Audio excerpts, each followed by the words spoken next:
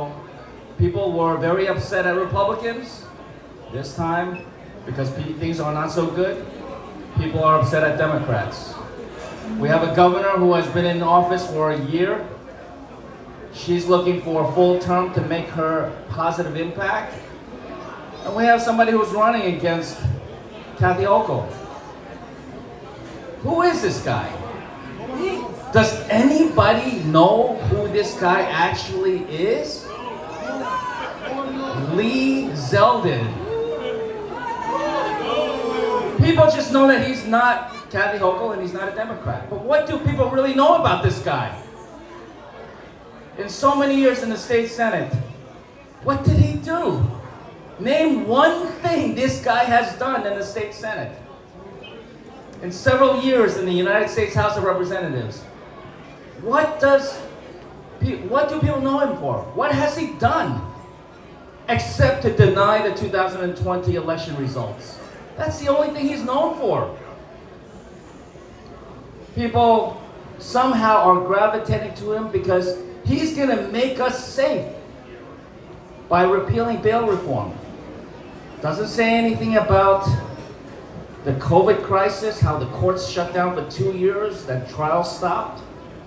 Doesn't talk about the thousands of mentally ill who were kicked out of their hospital beds to make room for COVID patients. Doesn't talk about the hard decisions that government had to make in a global pandemic. But he's going to make us all safe because he's going to repeal bail reform. In fact, he says, vote for him or you will die. That is what he said. Vote for it, vote as if your life depended on it, because it does. Meaning, vote for him or you're gonna die. That's what he says. And then he says he's gonna cut taxes. He wants to repeal the state income tax. Repeal the state income tax? That's 60% of our state revenues. Right, Tom?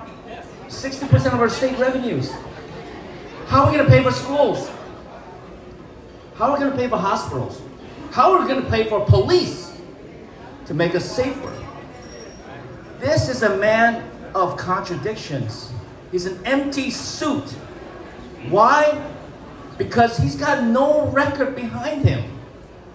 His only claim to fame and his biggest thing going running for governor is that he's not a Democrat and he's not Kathy Hochul. On the other hand, let's talk about Kathy Hochul. Let's talk about this woman who has served her entire life in public service.